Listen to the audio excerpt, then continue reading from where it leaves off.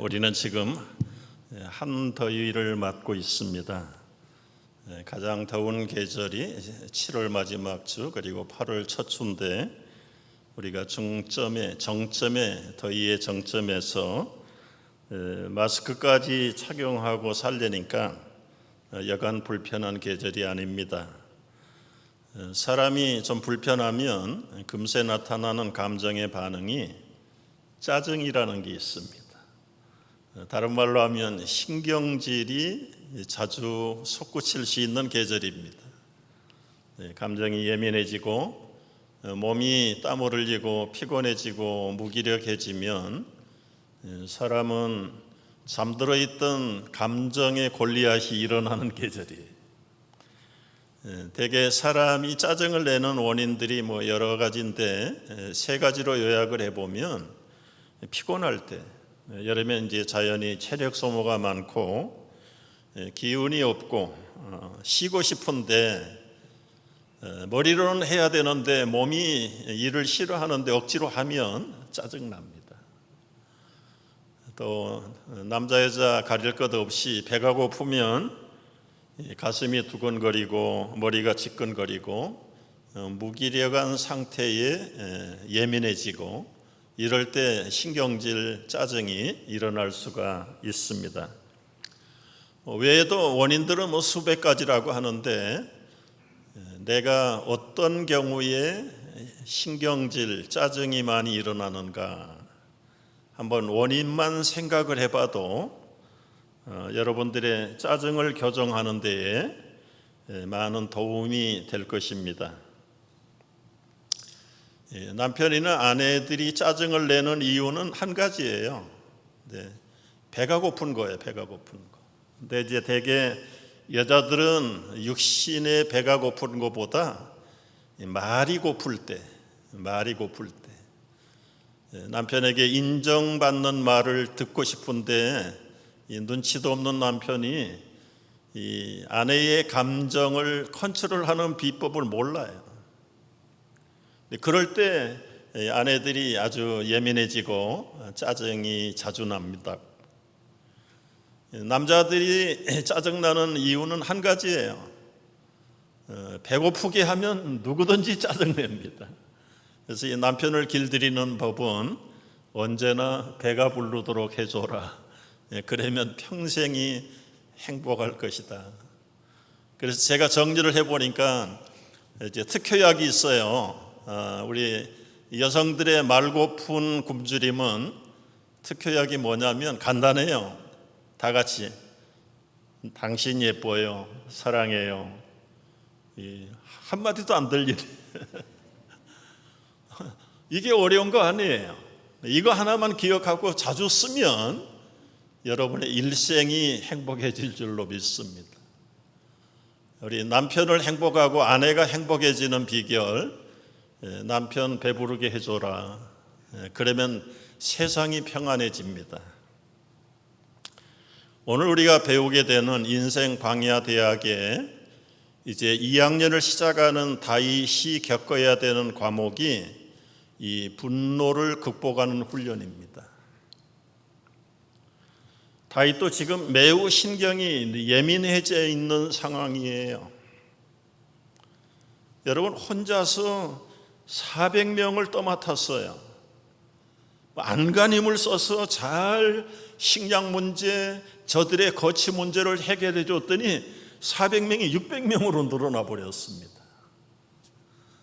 여러분, 말이 400이다 600이다 말하지만 이 사람들은 용사들이에요. 그들에게 딸린 가족들이 있어요. 모두 합치면 적어도 3,000명 이상의 가솔들을 먹이고 그들의 목숨과 신변을 안전하게 리더해 줘야 될 리더십 책임이 다윗에게 있는 겁니다. 자기 홀로 잘 하나님 바라보고 서는 자기 홀로 서기 훈련이 1학기 때 마친 거예요. 3년 이상 걸렸습니다. 1학년을 마치자마자 400명을 갖다 맡기고 600명을 갖다 맡기고 확대하면 3,000명 이상의 여러분, 광야에서 자기 한 몸도 건사하기가 쉽지 않는 상황에서 3,000명의 식량 문제를 해결하고 신변을 안전하게 보호해야 되는 책임을 진 리더십 스쿨에 있는 다윗은 얼마나 예민합니까? 근데 지금 배가 고픈 문제 때문에 굉장히 예민해 있는 다윗, 잘못 건드리면 분노가, 경로가 솟구치는 그런 다윗을 지금 하나님께서 훈련시켜서 소위 말하는 미니치어 킹덤 킹 메이킹 스크래스를 하게 하는 겁니다. 비록 작지만 3,000명, 이건 작은 나라예요. 다윗의 나이 20대 중반입니다. 이 3,000명의 소인 왕국을 잘 다스릴 수 있는 리더십 훈련이, 여러분, 지금 소위 말하는 킹 메이킹 트레이닝 하고 있는 중입니다. 이 학점을 받아야 장차 이스라엘을 다윗의 손에 맡기는 것입니다. 여러분, 이 원리는 오늘 우리 교회에도 그대로 적용되고 있어요. 자기 가정을 잘 다스리는 자라야 하나님의 집을 돌볼 수 있는 집사가 되고 장로가 되고 권사가 되는 겁니다. 그래서 크든지 작든지 한 가정의 한 그룹의 리더가 된 가장들은 누구에게도 말하지 못하는 중압감이 있습니다. 언제나 스트레스가 있습니다. 그게 제대로 해결이 안 되면 조금만 건드리면 터집니다.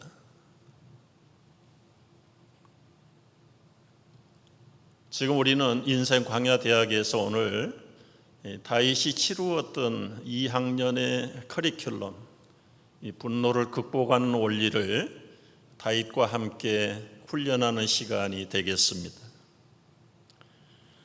이제 막 2학년을 시작하려고 하는데 다윗에게 아주 안 좋은 소식이 들렸어요. 1절입니다. 1절 다 같이 읽어볼까요? 사무엘이 죽었어요. 온 이스라엘 무리가 모여 그를 두고 슬피 울며 라마 그의 집에서 그를 장사한지라. 다윗이 일어나 바란 광야로 내려가니라. 철없는 15살의 목동이었던 다윗을 찾아오셔서 차기 왕으로 기름을 부어주신 선지자 사무엘,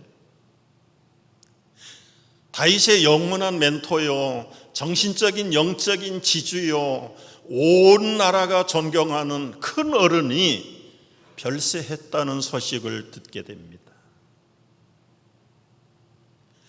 자주 찾아갈 수 없는 형편이에요. 라마 나요새도 다윗이 나타날까 싶어서 첩자가 늘 상주에 있어요. 다윗은 그걸 알기 때문에 그 사랑하는 멘토 스승의 장례식에도 참여할 수가 없습니다.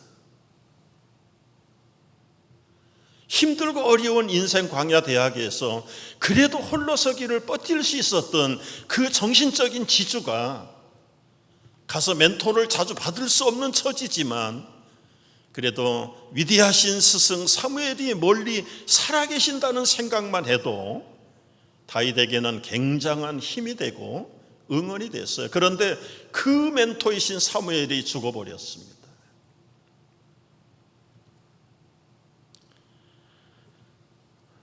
한 시대가 끝났다는 사인이고 이제 새로운 시대가 가까이 온다는 그 예고의 대목이 이 거성 사무엘 선지자의 별세 기록의 저자의 의도입니다.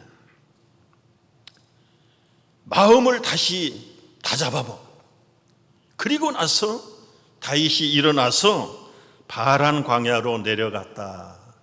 단순히 다윗이 행동거지를 옮겼다는 그런 의미가 아니에요. 이제는 줄 끊어진 연처럼 아비의 집으로 친구 요나단으로부터 마지막 멘토이신 사무엘로부터 이 모든 영적인 정신적인 끈이 다 끊어지고 사방을 둘러봐도 아무도 없고 아래를 보면 3,000명이나 되는 자기만을 쳐다보고 있는 이 거대한 가솔들을 맡은 리더로서 다윗이 기가 죽어서 되겠습니까? 이제는 모든 걸 떨쳐버리고라도 마음을 새롭게 다져먹고 여기 바란 광야로 내려갔다. 우리는 지역을 모르니까 이 바란이 어떤 곳인지 모르지요. 지금 사울의 행정부에서 가장 먼 곳, 이스라엘의 최남단, 아마 산 하나 넘으면 외국 땅으로 가버리는 그런 변경 지역에서 가능하면 사울의 손길이 미치지 않는 곳. 이제 사무엘이 죽었기 때문에 사울도 자기를 추격하는 일을 아주 극성을 가지고 집중할 것이 예상되잖아요. 그래서 다윗이 택한 곳이 바란 광야를 택해서 거기에 그래도 목초지가 있고 그래도 자기의 가솔들을 식량 문제를 해결할 수 있는 곳을, 그리고 신변의 안전한 곳을 찾아서 각오를 새롭게 하고 이제는 다윗이 일어나서 바란 광야로 내려가. 아마 무슨 사정인지는 모르지만 2절에 보면은 바란 광야에서 마온이라고 하는 지역으로 옮겨갑니다. 우리가 알지 못하는 또 무슨 원인이 있었겠죠? 이 마온이라는 지역도 굉장히 초지가 넓은 곳. 근데 거기에는 이 나발이라고 하는 부호가 살고 있는 지역이에요. 나발의 재산이 2절에 보니까 양이 3,000마리고 염소가 1,000마리입니다. 이게 작은 숫자가 아니죠. 여기다가 다윗의 일행도 양떼가 있고 소떼가 있어요. 그일라 지역이 블레셋이 와서 약탈해가지고 다윗의 400명이 가서 구출했잖아요. 가는 김에 블레셋 약탈해가지고 과외로 양도 몰아오고 소떼도 몰아올 수밖에 없어요.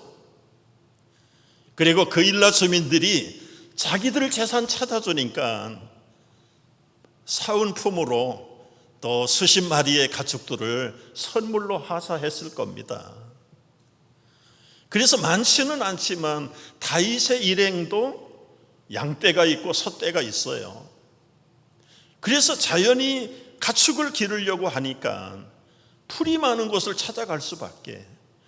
그래서 찾다가 찾은 곳이 이 나발의 목장이 있는 지역으로 옮겨온 겁니다.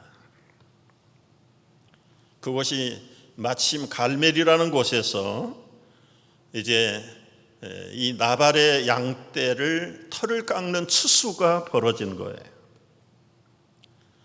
그동안 서로 이 목자, 저집 목자들이 섞어 살면서 서로 양떼를 지키고 보호하고 그저 이웃 사촌으로 지내는 사이가 됐어요.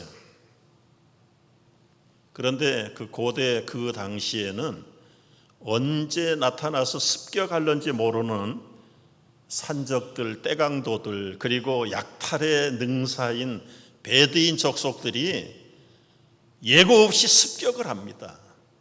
그래서 이 부자들의 가축들을 다 잡아가고 몰수해가는 그런 일들이 수시로 일어날 수 있는 곳. 나발도 자기들의 사설 경비대를 세웠겠지만 그러나 이 전문 약탈꾼들에게는 당할 수가 없어요. 그런데 불행 중 다행으로 나발의 입장에서 볼 때는 다윗의 훈련된 용사들이 그 지역에 같이 섞여 살면서 울타리는 없지만 자연히 이웃 사촌간이 되었고 서로 목자들이 교제하고 서로의 양떼를 소떼를 지켜주는 그런 정식으로 고용된 건 아니지만 경비대 역할을 해주는 거예요. 요즘 말로 그때는 고속도로 순찰대가 없을 때입니다. 폴리스도 없고 그리고 사울의 군사력이 미치지도 않는 지역이에요.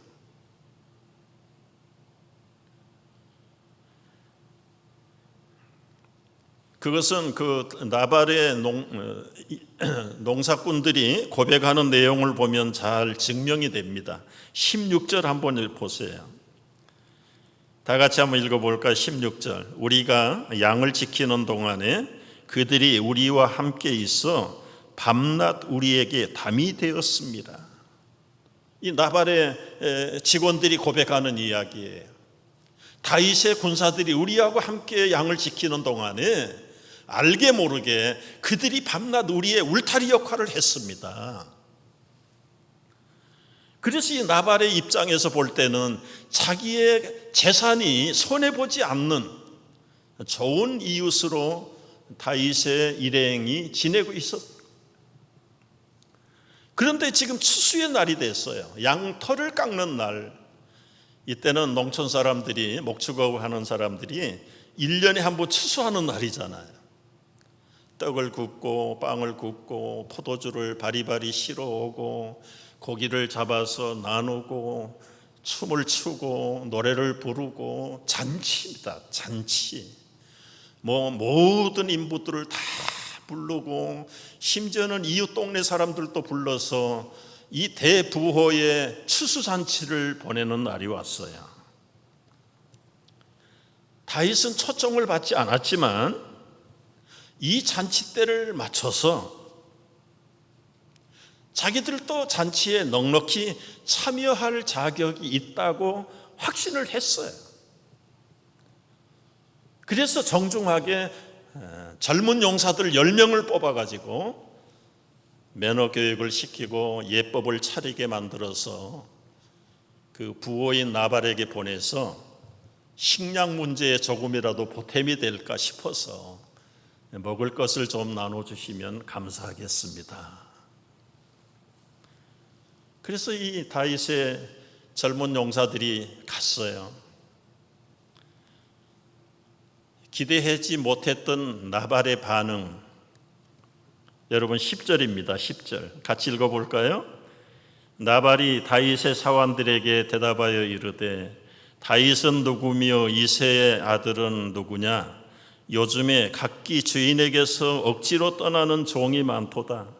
내가 어찌 내 떡과 물과 내 양털 깎는 자를 위하여 잡은 고기를 가져다가 어디서 왔는지도 알지 못하는 자들에게 주겠느냐? 여러분, 지금 이 나발은 그 이름이 갖는 멍텅구리라고 하는, 바보라고 하는 이름값을 지금 톡톡하게 치르고 있습니다. 재산이 많아 교만하고 완악해서 불량한 사람이라고 기록이 되어 있어요. 다행스럽게도 그 예쁜 아내를 거느리고 있는 나발, 하나 볼 게 있다면 그 아내밖에 볼 게 없어요. 나발은 아주 완고하고 행실이 악한 사람.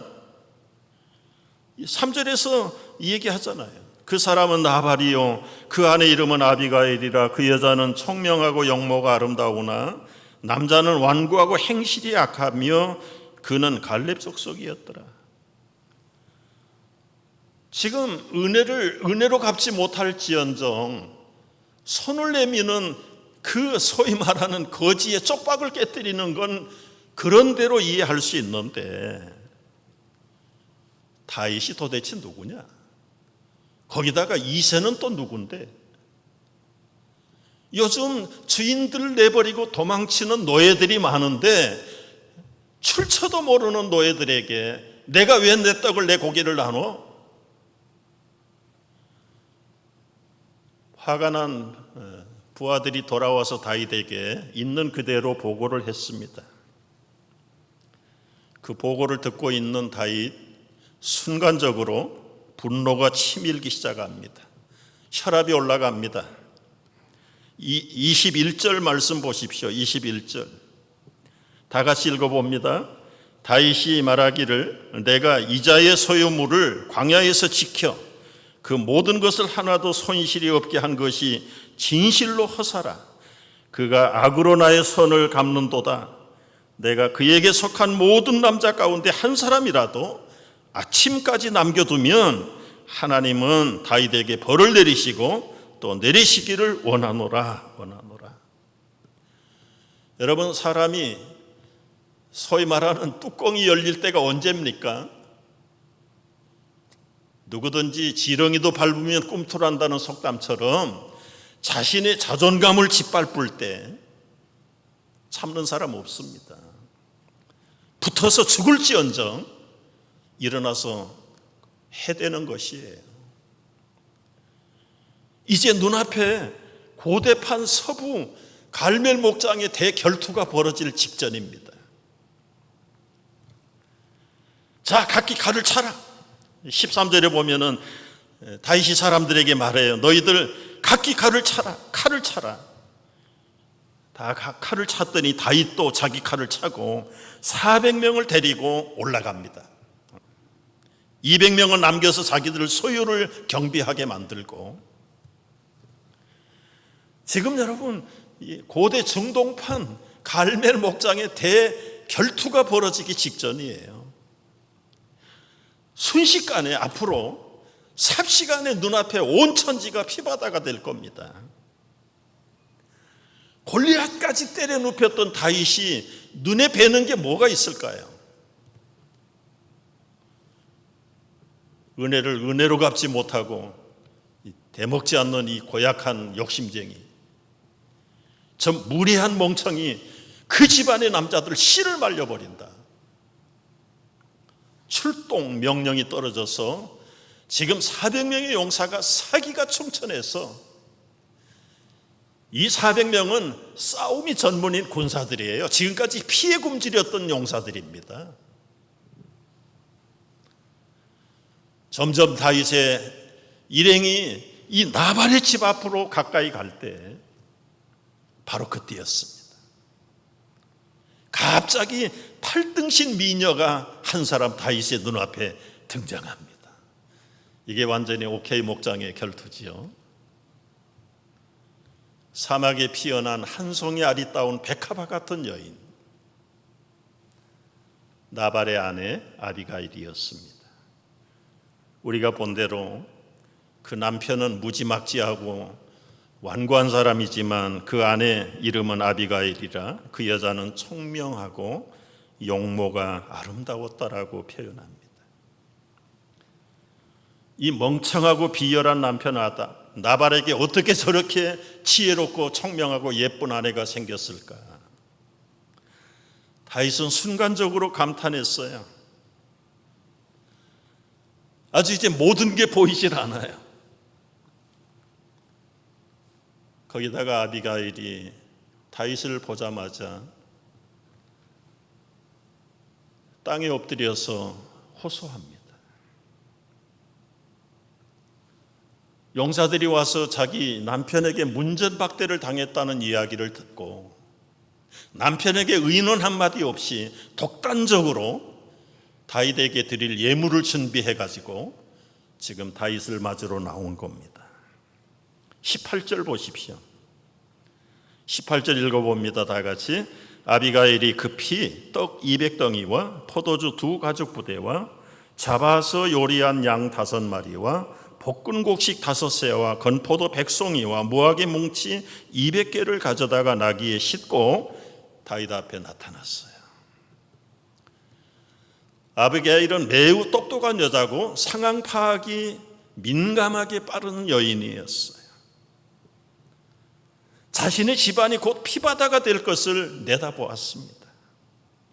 이걸 자기가 몸을 던져서 막지 않으면 어떡하겠어요? 그래서 다윗에게 예물을 가지고 지금 찾아와서 엎드려 호소하는 겁니다. 간곡하게 호소합니다. 24절 보세요. 그녀가 아비가일이지요. 다윗의 발 앞에 엎드려 내 주여 원하건대 이 죄악을 나에게 돌리시고 여종에게 주의 귀에 말하게 하시고 이 여종의 말을 들으소서. 원합니다. 내 주는 이 불량한 사람 나발을 개의치 마옵소서. 그의 이름이 그에게 적당합니다. 그의 이름은 나발이고 그는 미련한 자입니다. 여종은 내 주께서 보내신 소년들을 미쳐보지 못했습니다. 여기다가 한마디 더 선견적인 미래의 축복의 말까지 해요. 28절 보세요. 주의 여정의 허물을 용서해 주세요.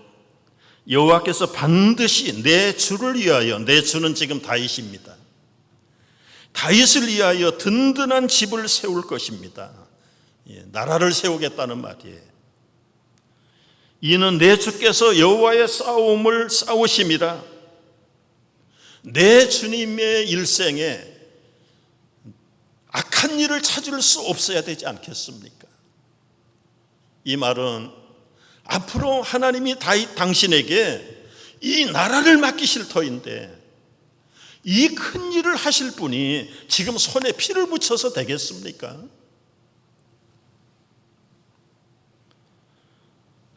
이 한마디를 듣는 순간에 브레이크가 없던 다윗의 분노가 눈 녹듯이 녹아져 버립니다.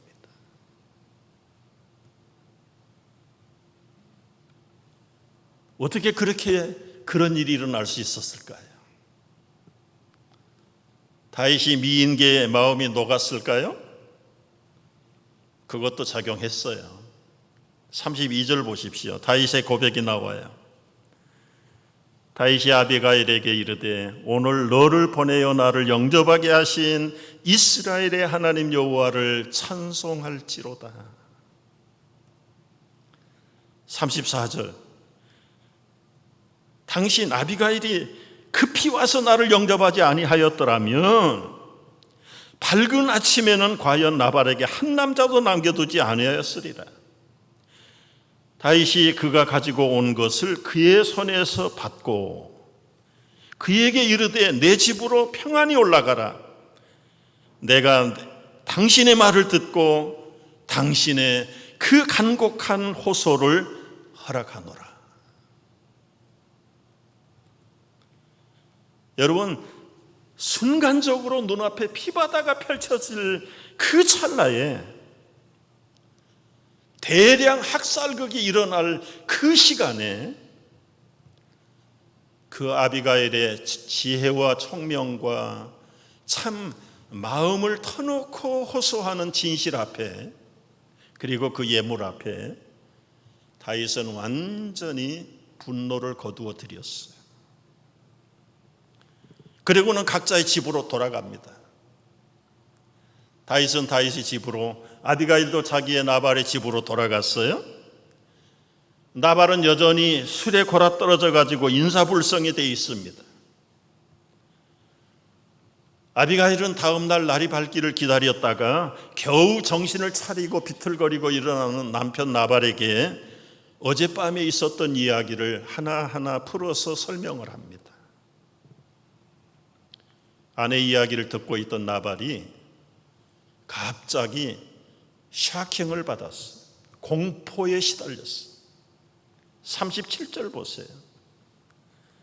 그가 낙담하여 몸이 돌과 같이 되었더니 한 열흘 후에 여호와께서 나발을 치심에 나발이 죽어버렸습니다.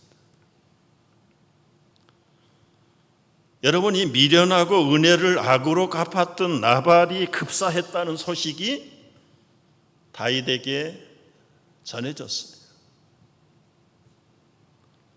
다윗의 첫 반응이 뭔가요? 할렐루야, 하나님 감사합니다. 왜 나발이 죽었다는데 다윗이 감사해요? 사내는 다 은큼해요.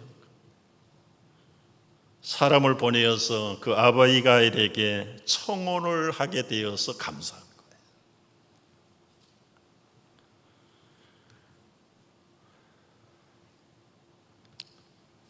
여러분, 아무리 이유가 정당했어도 그 아비가일 아니었으면 다윗은 대량 학살자의 기네스북에 아마 올라갔을 겁니다. 여러분, 나발의 집이 아까 재산의 규모를 보면 적어도 그 집에서 일하고 녹을 먹는 직원들이 얼마나 많겠어요. 한 명도 남겨두지 않겠다고 올라간 겁니다. 그런데 그 총명과 지혜가 앞선 아비가일, 그리고 다윗의 마음에 영적으로 포근하게 거둬들일 수밖에 없는 예물을 준비해가지고 나타난 아비가일. 그는 다윗의 일생의 최고의 내조자가 될 것이 확실했어요. 거기다가 첫 번째 아내로 맞았던 미갈은 장인 사울왕이 다른 남자에게 재혼시켜 버렸어요. 집 떠난 지가 벌써 수년이 지났어요. 걸릴 게 없잖아요. 남편도 죽은 아내입니다. 아비가일. 청혼을 했는데 아비가일이 그 청혼을 받아들이고 다윗의 아내가 됐어요. 여러분, 여기서 이 러브 스토리에서 여러분이 캐치할 수 있는 이 성경의 깊은 뜻이 무엇일까요? 겨우 삼류 스토리, 러브 스토리 정도로 이해할 수 있다면 여러분, 그런 분들은 기도하십시오. 주님, 나의 영의 눈을 좀 넓게 깊이 열어주셔서 아비가일과 다윗의 러브 스토리 속에 나에게 주시는 메시지는 무엇입니까? 다시 한번 정리를 해볼까요? 다윗에게 아비가일은 어떤 존재일까? 다윗의 분노가 지금 100도씨로 펄펄 끓고 있습니다. 세상의 어떤 미사일로도 그 다윗의 분노를 스탑시킬 수 없었어요.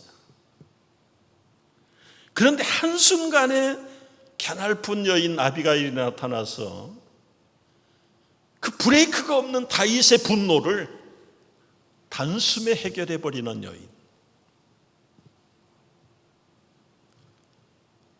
미인계에 녹았을까요? 조금은 영향력이 있어요. 전도하는 사람들이 좀 매력 있는 사람의 전도를 더 잘 받겠죠.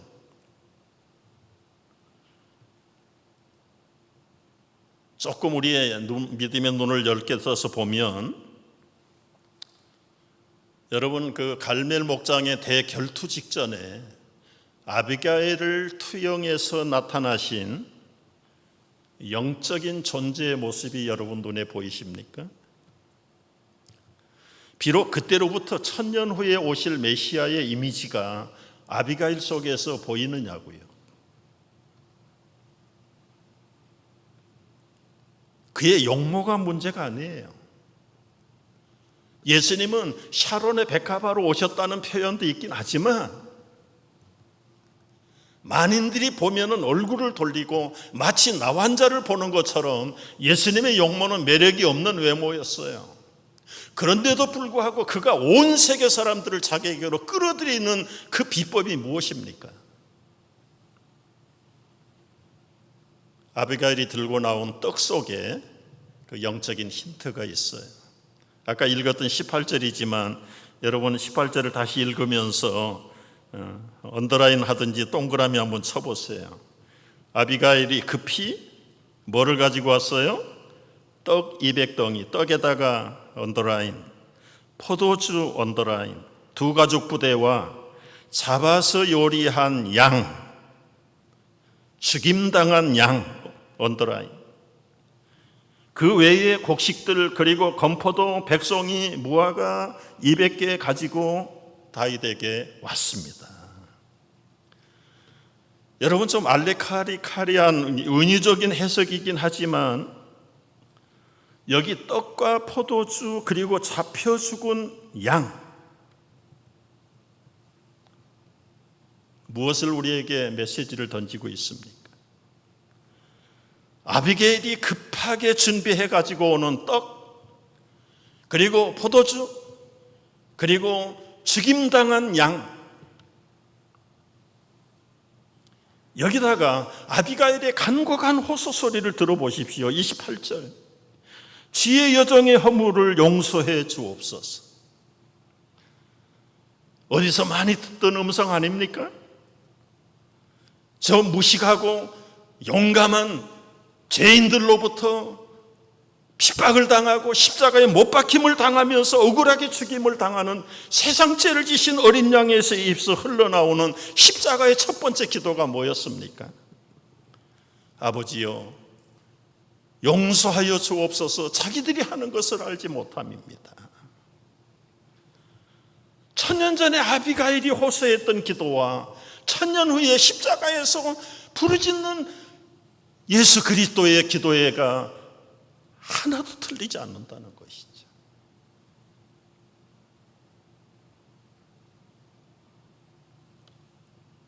다윗은 아비가일의 미모에도 매력에도 끌렸지만 그가 지금 하고 있는 그 모든 사역의 내용들을 영의 눈으로 바라볼 때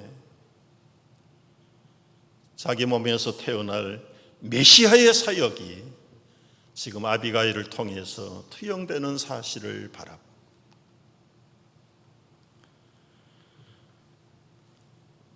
여러분, 알지 못하는 우리의 불신의 죄가 의로우신 하나님의 메시아를 다 죽인 사람들이잖아요.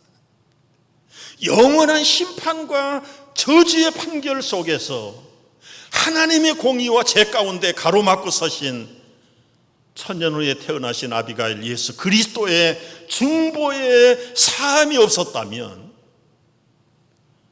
우리는 오늘도 여전히 피를 흘리는 다윗의 후손들로 살 수밖에 없는 사람들. 나발과 다윗의 중간에 아비가일이 서서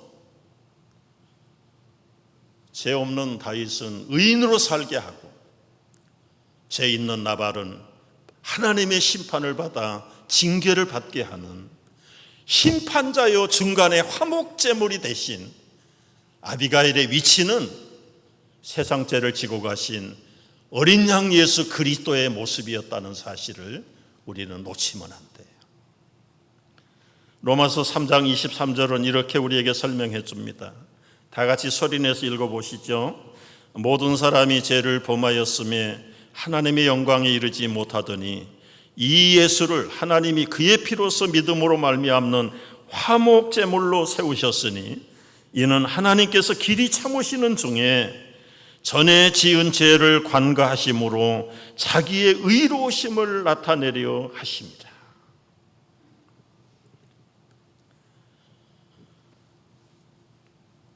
이 아비가일의 떡을 가지고 포도주를 가지고 잡은 양 고기를 내어 미는 아비가일의 손길을 통해서 다윗은 앞으로 오실 예수 그리스도의 중보의 귀중한 사역을 미리 맛본 사람입니다. 미리 맛본 사람. 제자들을 모아놓고 떡을 떼어주시면서 받아 먹어라. 이것이 너희를 위하는 내 살이다. 십자가에서 흘리실 보혈을 잔을 대신해서 나누시며 이것이 너희를 위한 생명의 피다. 아버지여, 저들이 하는 짓을 알지 못하는 저들을 용서하여 주옵소서. 떡을 먹고 피를 마신 자에게 하나님의 영원한 진노와 축복의 중보자로 세상 죄를 지신 어린 양이신 그리스도의 중보의 그 아름다운 이미지가 아비가일을 통해서 다윗의 마음을 사로잡은 것입니다. 여러분, 우리의 브레이크가 없는 언제 일어날는지 모르는 우리의 감정의 골리앗 분노를 치료하지 못하면 비극을 만들어내든지 아니면 화병에 죽어요. 화병은 불화자예요. 불화자. 마음에서 불이 일어나가지고 자존감을 죽이고 인격을 죽이고 생명을 죽이는 게 이 분노의 행포입니다. 자기도 죽을 뿐만 아니라 이걸 컨트롤하지 못하면 그 이웃들이 비극을 당해요. 사회에 보도되는 뉴스들의 끔찍한 사고 원인은 분노입니다. 분노. 모든 전문가들은 이 분노 조절에 대한 이론들을 내놓지만 여러분 숫자는 떨어지지 않아요. 계속해서 묻지마 감정의 분노, 테러가 일어나고 있는 시절이에요. 우리를 치료할 수 있는 분노의 치료제는 다른 거 없어요. 살을 찢기시고 피를 흘리시고 내 죄를 용서하기 위하여 스스로 하나님과 우리 사이에 화목제물이 되신 그리스도를 바라볼 수밖에 없습니다. 다윗은 이 아름다운 아비가일을 메시아로 믿으면서 자기 일생에 그 아비가일과 결혼해서 한 몸이 됐다. 이게 그리스도와 연합하여 세례를 받고 그리스도와 연합하여 죄의 죽을 몸이 되었고 그리스도와 연합하여 물에서 나옴으로 부활의 새 생명을 얻고 그리스도가 한 몸이 되어버린 성도들의 영원한 운명이에요.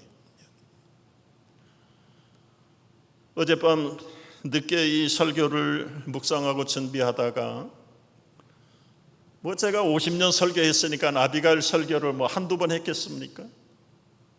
과거에는 몰랐던 아비가일 속에 감춰져 있던 그리스도를 발견하면서 너무너무 가슴이 희열이 충만했어요. 내 스스로가 어떻게 할 바를 모를 정도로 감격을 하고 하나님 감사합니다 감사합니다 하는데 갑자기 귀에서 삑 소리가 나요. 그래서 귀를 이쪽에서 소리가 납니다. 양쪽 귀를 만졌는데 여러분 우리 젊은 사람들은 모를 거예요. 이명이라는 거 아십니까? 제가 여러 해 전부터 이명이라는 증세가 있어서 깨어있는 동안에는 24시간 폴리스카 사이렌 소리가 계속 납니다. 기능이 나쁜 냉장고 돌아가는 모터 소리가 24시간 나요. 얼마나 당황스러운지 몰라. 갑자기 그게 사라져버렸어요.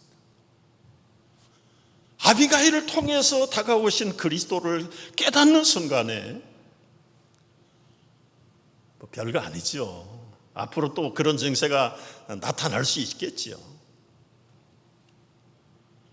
너무너무 앉아가지고 할렐루야 할렐루야 하나님 감사합니다 감사합니다 감사합니다. 설교 준비는 뒷전나고 그냥 찬양이 시작됐어요. 목사실에 앉아 있을 수가 없었어요. 밖으로 나갔습니다. 가끔 와서 하는 대로 손을 들고 캄캄한 주차장을 돌면서 십수년 전부터 해오던 일이잖아요. 할렐루 할렐루 할렐루야 모든 영광 하나님께. 얼마나 감사했는지 찬양하고 감사하다 보니까 시간이 1시 반이 됐어요. 여러분 그리스도는 2000년 전에만 십자가에서 사역하시고 끝나신 분이 아니세요. 지금도 여러분과 나를 만나주시기를 원하시는 분이세요. 여러분 스스로가 억제할 수 없는 언제 솟구칠지 알지 못하는 이 감정의 권리와 분노, 이것을 어떻게 치료할 수 있겠습니까? 주님은 어제나 어디나 영원히 동일하시고 살아계심을 믿으시기 바랍니다. 여러분 사울이라는 청년 기억하십니까? 얼마나 의지가 강한 사람인지 예수 믿는 자들을 다 잡아 죽이기 전에는 자기가 먹지도 않겠다. 그리고는 일상을 내버리고 예수쟁이들을 체포하는 일에 앞장을 섰던 그 사울, 사기가 충천했던 사람입니다. 그의 의로운 분노를 꺾을 수가 없어요. 체포영장을 받아가지고 다메섹으로 갔다가 갑자기 나타나신 아비가일 속에 나타나신 예수 그리스도를 만나는 사울. 사울의 이름이 나발처럼 내가 최고야, 내가 큰 자야, 그 이름이 사울이에요. 그 사울이 살아계신 그리스도를 만나고 거꾸러지고 사흘 동안 식음을 전폐하고 교만하던 사울의 이름이 가장 낮은 자, 작은 자 바울로 바뀌었다. 바울로. 어떻게 자신의 분노를, 자신의 인간의 이미지를 꺾고 변화시킬 수 있는 비결은 무엇입니까? 여러분, 울어도 안 됩니다.